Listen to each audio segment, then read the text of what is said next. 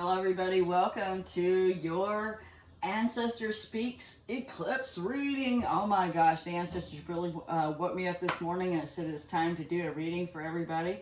Yes, here on Mystic Hawk YouTube, we do collective readings. I just had to eclipse out, and this is going to be talking about doing some purges and stuff. I had to eclipse out doing the sun sign readings. I just don't have enough time to get crystals listed and do all the things, do the crystal teachings and everything, and my regular job on top of it. So I had to narrow things down, just like what you guys are going to have to be doing, or going to be called to do during this eclipse, is to really streamline. You know, not trying to do so many things at once, but pick one thing and commit to it, or as close to one thing as you can to commit to it and focus in that area. In my situation, yes, I will bring messages from the ancestors, but I'm committed to teaching you guys about crystals, bringing you wonderful crystals, yes, but also teaching you what to do with them once you got them. So, okay, let's get on with the reading. Now, I have these set up into 3 different columns, and I call them the 3 towers, okay? Because eclipses, what do they bring? They bring tower moments to us. And this particular eclipse is going to be in Scorpio. That's where the South Node is. That's where we're eliminating situations, purging out old karma during this nodal progression that we're in. And we got a good 6 months of it left, if not 6, 8 months, okay? So we're about halfway through it. And the North Node, of course, is in Taurus. We have the Sun-Venus conjunction happening for the first time in Libra since 1880. Venus rules both Libra and Taurus. So it's a lot of emphasis on the North Node right now and focusing on your destiny, focusing on your future, focusing on moving forward, okay, and not staying stuck in the past and holding on to things like the Scorpio energy can do. Okay, so that's letting go of all these things. Well, one of the things the Scorpio energy is really good at is, after it's really looked at things very closely, is purging out purging out all of these situations. It could be people, it could be jobs, it could be situations, your own mindset, thinking, belief system, all of that really had to go over the last few years, didn't it? Right? Okay, so let's get into the reading. First off, we have is the Sun card in tower number 1. The Sun card, of course. We're going to have a solar eclipse, so the Sun comes in and it's talking about re-energizing your life. So it's time to re-energize your life. This is about clearing, purging. Let's see what else it says. Yeah, clear, make a positive space, and bring harmony back to your life. So, yeah, it is about clearing your emotional energy. It could be doing feng shui on your house and literally getting rid of some old stuff that you have sitting around that you don't need anymore. Could be objects that you have from the past. Maybe an ex gave it to you, or something from your childhood that does not bring good memories. This is a time to let it go. You don't need it, right? Letting these old situations go. Now, this is also about letting people go that may not be working for you right now, but this is not a time to be burning the bridges. It's maybe just give it some space. I didn't necessarily say outright ghost anybody, but maybe take some space, okay? And then perhaps in another couple, 3 weeks, you revisit it and see if that's something you want to continue with. Because we do have the coyote here.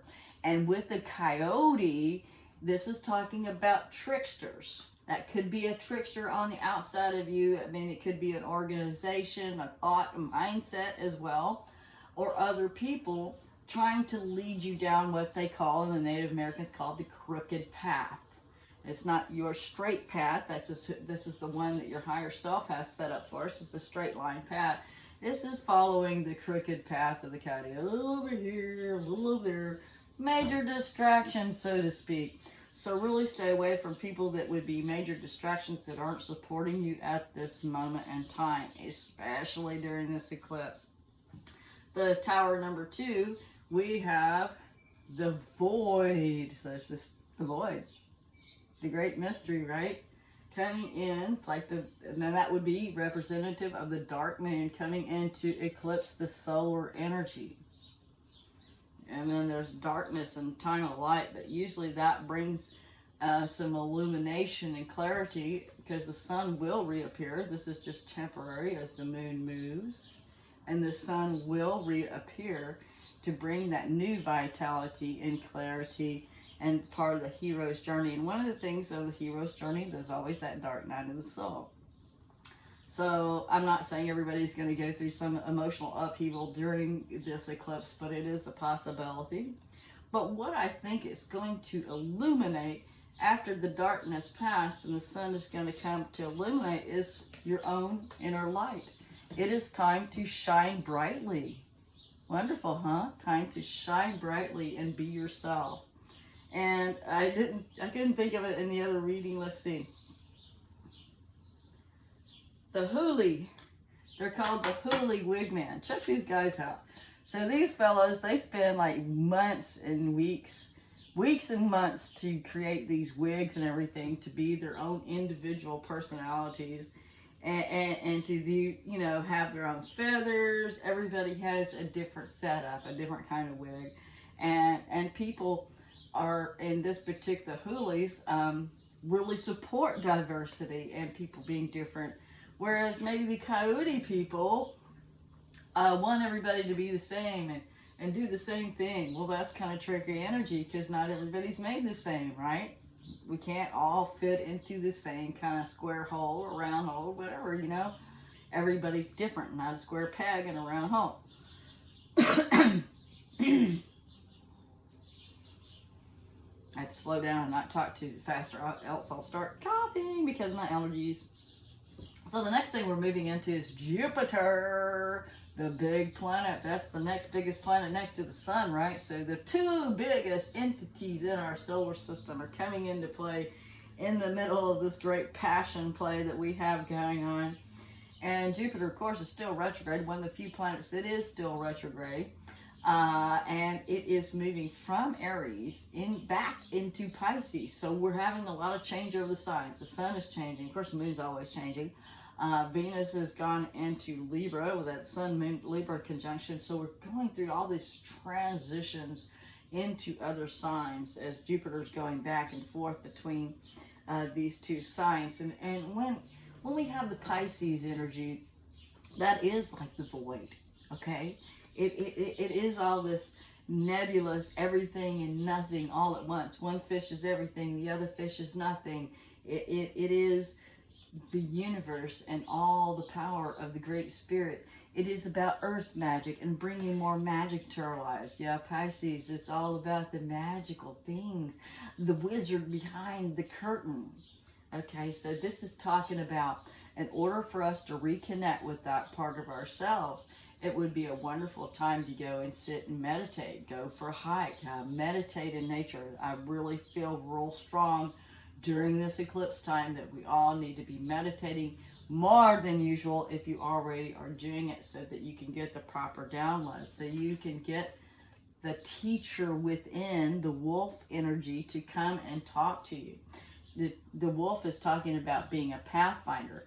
I forgot to talk about the ant in tower. This is tower number 3 now, but in tower 2 we did have the ant. So the ant was talking about we have to be patient as the universe is lining things up for us.